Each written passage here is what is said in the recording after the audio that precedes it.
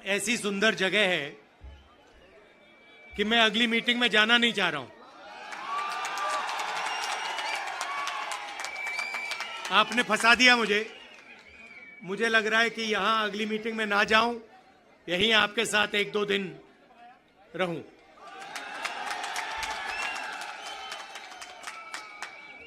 आप सबका यहां दिल से स्वागत करता हूं। आपसे मैं 2-3 चीजें कहना चाहता हूं। सबसे पहले आपने देखा होगा कि पूरे देश में बीजेपी के लोग, आरएसएस के लोग नफरत फैला रहे हैं, हिंसा फैला रहे हैं, डर फैला रहे हैं। तो लड़ाई दो विचारधाराओं के बीच में है। एक तरफ नफरत, हिंसा, डर, दूसरी तरफ मोहब्बत, रिस्पेक्ट, इज्जत। आपने देखा होगा कन्याकुमारी से कश्मीर 4000 किलोमीटर हम चले और हमने बीजेपी के खिलाफ नारा दिया, नफरत के बाजार में मोहब्बत की दुकान खोलनी है। उनका काम नफरत फैलाने का है, हमारा काम मोहब्बत फैलाने का है। वो तोड़ते हैं, हम जोड़ते हैं। और अंत में नफरत की काट मोहब्बत से ही होती है। आप सब जानते हो, नफरत को नफरत से नहीं काटा जा सकता है, नफरत को मोहब्बत से ही काटा जा सकता है, हराया जा सकता है। और आपने इस चुनाव में देखा होगा, पहले नरेंद्र मोदी जी छाती फैला के आते थे, अब नरेंद्र मोदी जी ऐसे आते हैं। पहले बड़े बड़े भाषण करते थे, इस बार पार्लियामेंट में घुसने से पहले उन्होंने अपने सिर पर कॉन्स्टिट्यूशन को रखा, फिर गए अंदर। भाइयों और बहनों, पहली बार हिंदुस्तान के इतिहास में पहली बार स्टेटहुड छीना गया है। यूनियन टेरिटरी को पहले यूनियन टेरिटरी को स्टेट बनाया गया था। स्टेट को बांटकर 2 स्टेट बनाए गए। तेलंगाना बना, छत्तीसगढ़ बना, उत्तराखंड बना, अरुणाचल को स्टेट बनाया गया। मगर पहली बार हिंदुस्तान के किसी स्टेट को रद्द करके लोगों का जो हक है वो छीना गया। पहली बार हुआ है। ऐसे हिंदुस्तान के इतिहास में, मॉडर्न इंडिया में यह काम पहले कभी नहीं किया गया है। तो सबसे पहले जम्मू कश्मीर को जो स्टेटहुड है वो वापस देना है, क्योंकि आपका सिर्फ स्टेट नहीं छीना गया, आपके अधिकार, आपका धन, सारा का सारा आपसे छीना जा रहा है। 1947 में हमने राजाओं को हटाकर लोकतांत्रिक सरकार बनाई, हमने देश को कॉन्स्टिट्यूशन दिया। आज जम्मू कश्मीर में राजा बैठा हुआ है, उसका नाम एलजी है, मगर वो है राजा। और जो आपका धन है आपसे छीना जा रहा है, बाहर के लोगों को दिया जा रहा है। चाहे वो आपके कॉन्ट्रैक्ट्स हो, सारा का सारा फायदा बाहर के लोगों को मिल रहा है और जम्मू कश्मीर के लोगों से छीना जा रहा है। तो हमारा पहला कदम जम्मू कश्मीर को स्टेटहुड वापस देने का होगा। हम चाहते थे कि चुनाव से पहले आपको स्टेटहुड मिले और स्टेट बनने के बाद चुनाव हो। बीजेपी ये नहीं चाहती है और उन्होंने कहा है कि पहले चुनाव होगा और उसके बाद स्टेटहुड की बात होगी।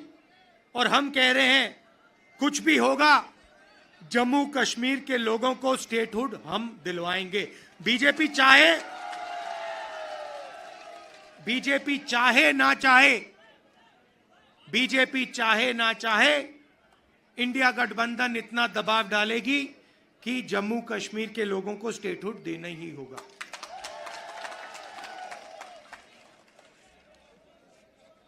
यहां पे हम सब जानते हैं कि बिजली के प्रोजेक्ट्स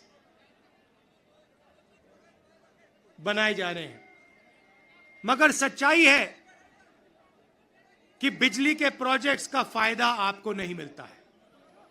कहा गया है कि प्रोजेक्ट के 5 किलोमीटर रेडियस में आप लोगों को बिजली मिलेगी, फ्री में बिजली मिलेगी, मगर वो नहीं हो रहा है।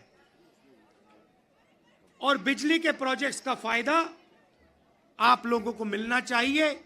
स्टेटहुड मिलेगा, चुनाव में हम जीतेंगे तो ये काम हम आपके लिए करके देंगे।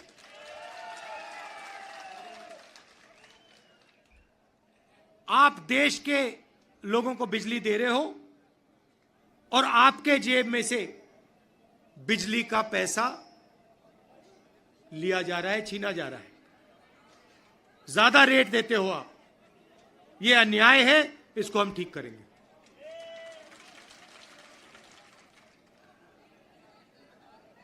भाइयों और बहनों, पूरे देश में नरेंद्र मोदी जी ने बेरोजगारी फैलाई है। पता नहीं आपने अदानी जी का नाम सुना है? सुना है? हां, मोदी जी के मित्र हैं। पार्लियामेंट में मुझे कहा, आप देखिए, पार्लियामेंट में मुझे कहा कि पार्लियामेंट में मैं अदानी और अंबानी का नाम नहीं ले सकता। तो मैंने कहा ठीक है, नाम नहीं ले सकता तो कुछ तो कहना पड़ेगा। तो A1 A2 नाम दिया मैंने उनको। हम दो, हमारे दो, नरेंद्र मोदी, अमित शाह, अंबानी, अदानी, इनकी सरकार चल रही है।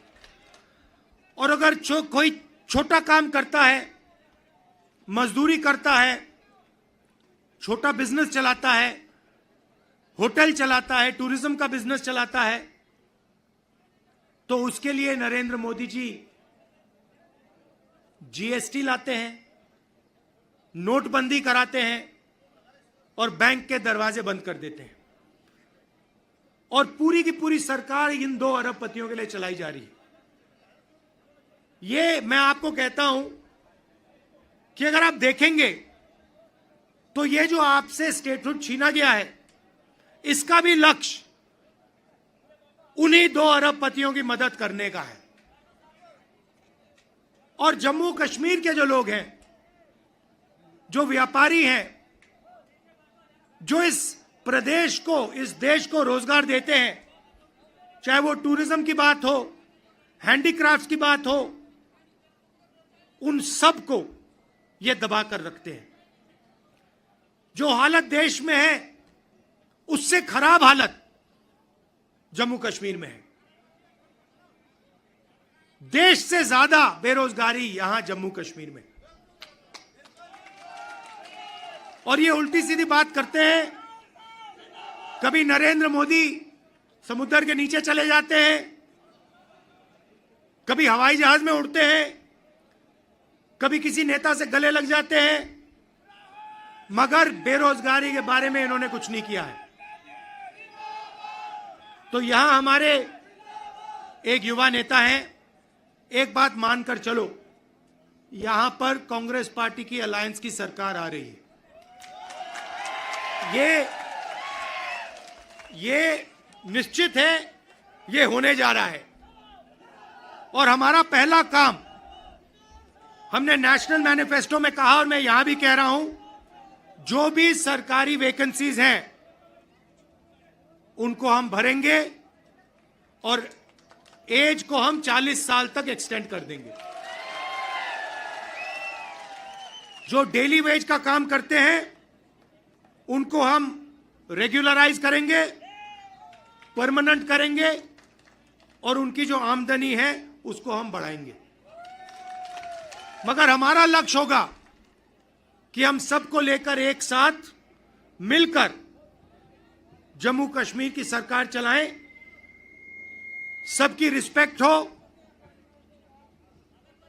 सबको एक साथ लेकर हम चलें। और जैसे मैंने देश में वहां बाकी देश में कहा, भारत जोड़ो यात्रा में हर स्टेट में कहा, नफरत को मिटाना है। जहां भी ये नफरत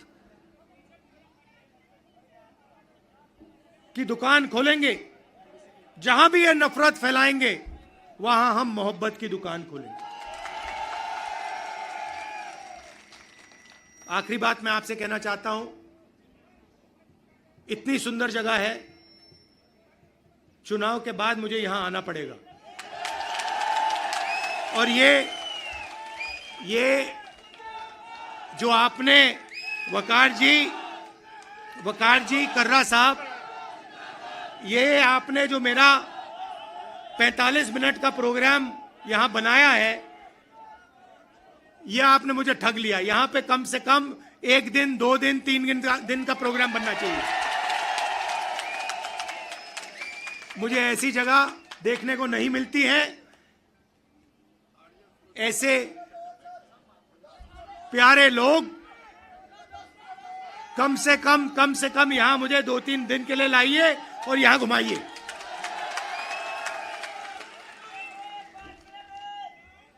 पांच मिनट, 10 मिनट, जितना चाहते हो, कोई प्रॉब्लम नहीं है। हाँ, तो आपने देखा होगा, पहले कहा कि नरेंद्र मोदी को, बीजेपी को कोई हरा नहीं सकता। नरेंद्र मोदी जी कहते हैं, भैया मेरी डायरेक्ट लाइन है, भगवान से मैं डायरेक्ट बात करता हूं। और वो भी देश की मीडिया को बोल रहे हैं। अगर कांग्रेस पार्टी का कोई आए मेरे पास, जैसे कर्रा साहब आए या वकार आए और कहें कि भैया मैं डायरेक्टली भगवान से बात करता हूं, मैं उन्हें कहूंगा भैया ऐसे करो, आप ये बात बाहर मत गलती से बोल देना, नुकसान हो जाएगा, लोग पता नहीं क्या कहेंगे।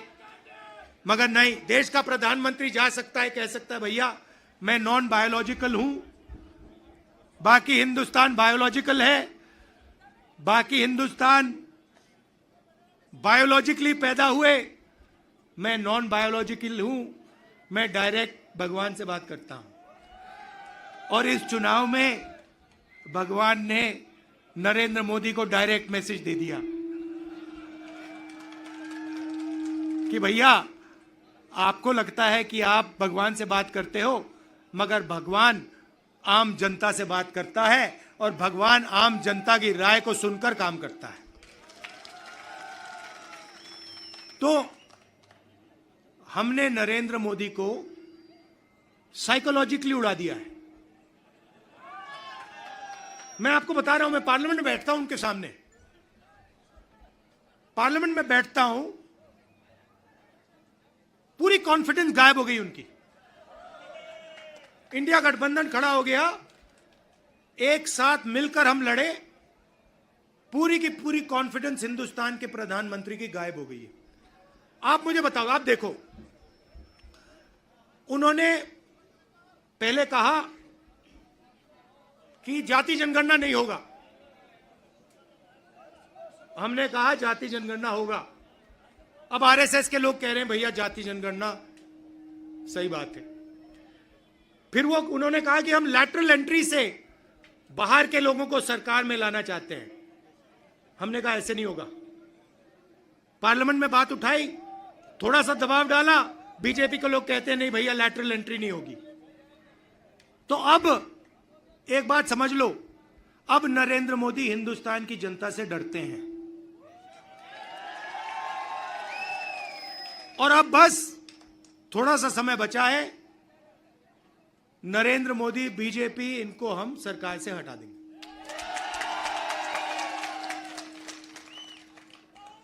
मगर हम चाहते हैं कि देश में भाईचारा हो, सबकी रिस्पेक्ट हो, एक दूसरे के साथ इज्जत से बात हो। जो कमजोर लोग हैं, चाहे वो किसान हैं, मजदूर हैं, छोटा बिजनेस चलाने वाले लोग हैं, उनको लगे कि इस देश में हमारी भी भागीदारी है, बैंक के दरवाजे हमारे लिए खुले हैं, कर्जा माफ हमारा भी होता है और सिर्फ देश 2-3 लोगों के लिए नहीं चलता है। ये हम चाहते हैं और यही काम हम जम्मू कश्मीर में शुरू करेंगे। और कुछ ही समय में आप देख लेना, यहां पे ये आप वकार जी यहां पे चुनकर जाएंगे, आप जिताओगे इनको, हमारी सरकार बनेगी और ये आपके लिए पूरे दिल से दम लगाकर आपके लिए काम करेंगे। वकार जी, ये आप मुझे एक वायदा करो कि यहां पे आप मुझे 1-2 दिन के लिए लाओगे और यहां के लोगों से मतलब अच्छी तरह, जैसे ऐसे नहीं मगर अच्छी तरह मिलाओगे। हाँ हाँ, गूल का एरिया, गूल और गूल के एरिया में मुझे वहां पे ले जाओगे। आप सबका दिल से बहुत बहुत धन्यवाद। आपने इतने प्यार से मेरा स्वागत किया। धन्यवाद, नमस्कार, जय हिंद। शुक्रिया।